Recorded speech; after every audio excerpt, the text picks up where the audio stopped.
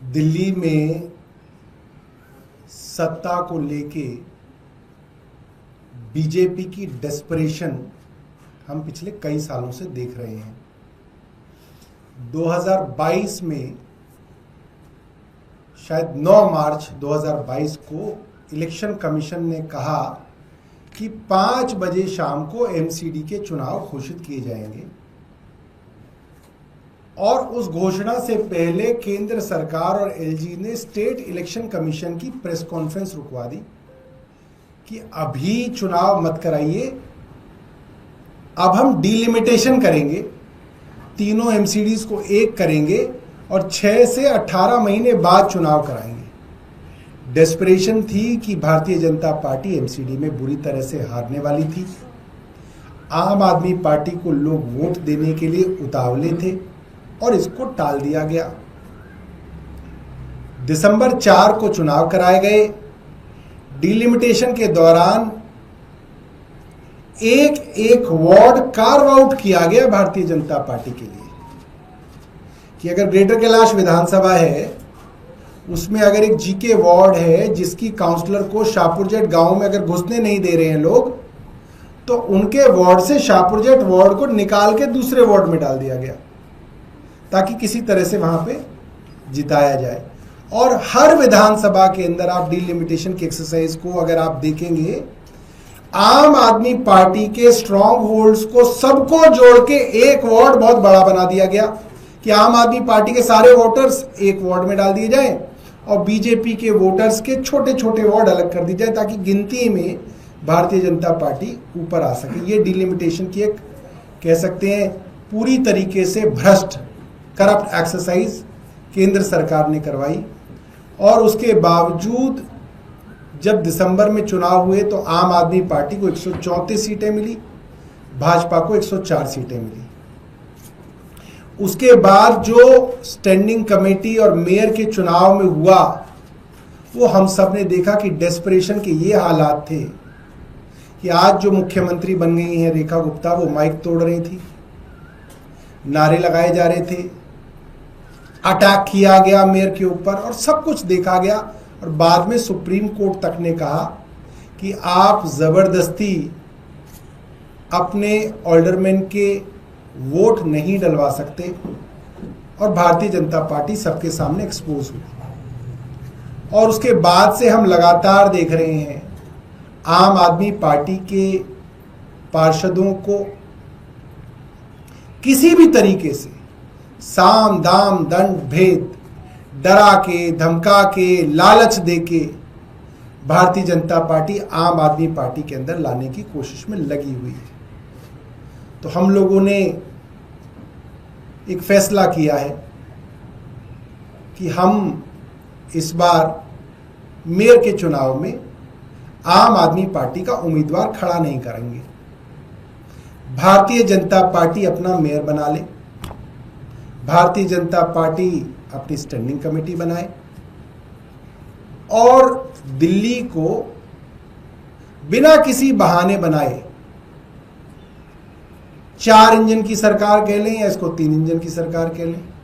4 मैं कभी कभी इसलिए कहता हूं क्योंकि चौथा इंजन एलजी है जो कभी कभी चलता है, कभी कभी रुक जाता है, आजकल रुका हुआ है, मगर कुल मिला के 4 इंजन की इनकी सरकार जो है उसको ये चलाएं और दिल्ली वाले को दिखाएं। आम आदमी पार्टी आप ने सोमवार को आगामी महापौर चुनाव में भाग नहीं लेने की घोषणा की। यह फैसला मेयर चुनाव से पहले आपके कई पार्षदों के भाजपा में शामिल होने के बाद लिया गया है। आप जो पिछले 2 वर्षों से एमसीडी पर शासन कर रही थी और भाजपा के 15 साल पुराने शासन को समाप्त किया था, ने मेयर पद के लिए उम्मीदवार उतारने का फैसला किया है। एक प्रेस कॉन्फ्रेंस को संबोधित करते हुए पूर्व दिल्ली मुख्यमंत्री और दिल्ली विधानसभा में विपक्ष की नेता आतिशी ने कहा, आप एमसीडी में भी एक मजबूत विपक्ष की भूमिका निभाएगी। भाजपा ने एमसीडी चुनाव में काफी धांधली की, लेकिन फिर भी वह बुरी तरह हार गई। इसके बावजूद उसने पार्षदों को तोड़ने का काम जारी रखा। मेयर का चुनाव 25 अप्रैल को होना है और सोमवार नामांकन दाखिल करने का अंतिम दिन था। आपने मेयर पद के लिए कोई उम्मीदवार नहीं उतारा। नामांकन के अंतिम दिन भाजपा और कांग्रेस के उम्मीदवारों ने अपने पर्चे दाखिल किए। भाजपा के वरिष्ठ नेता राजा इकबाल सिंह, जो पूर्व मेयर और वर्तमान में एमसीडी में विपक्ष के नेता है, ने मेयर पद के लिए नामांकन दाखिल किया। वह मुकेरजी नगर वार्ड नंबर 13 से पार्षद है।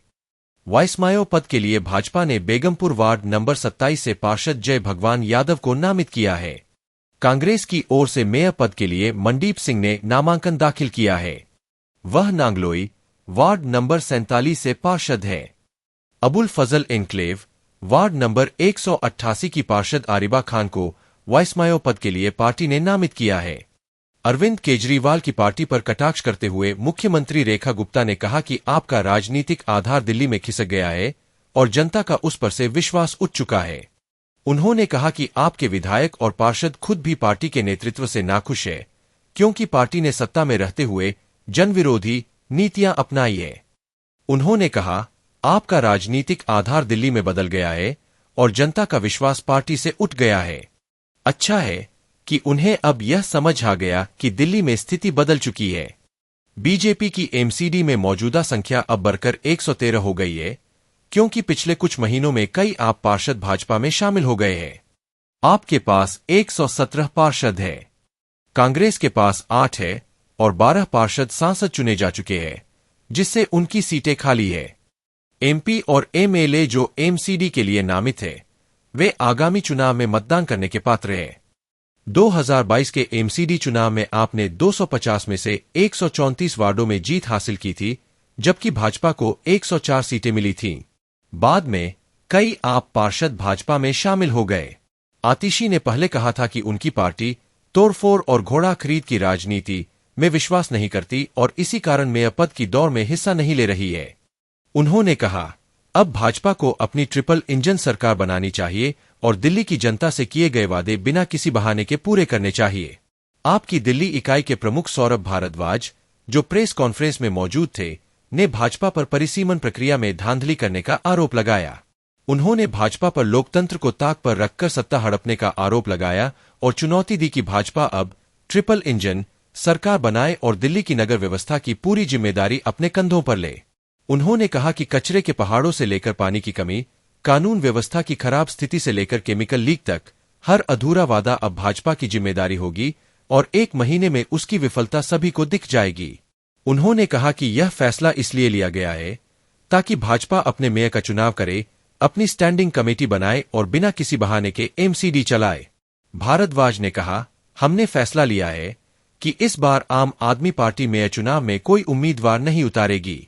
भाजपा को अब अपने मेयर का चुनाव करना चाहिए, भाजपा को अपनी स्टैंडिंग कमेटी बनानी चाहिए और दिल्ली पर शासन करना चाहिए बिना किसी बहाने के। उन्होंने यह भी आरोप लगाया कि भाजपा लंबे समय से दिल्ली की सत्ता पर काबिज रहने की बेताबी दिखा रही है।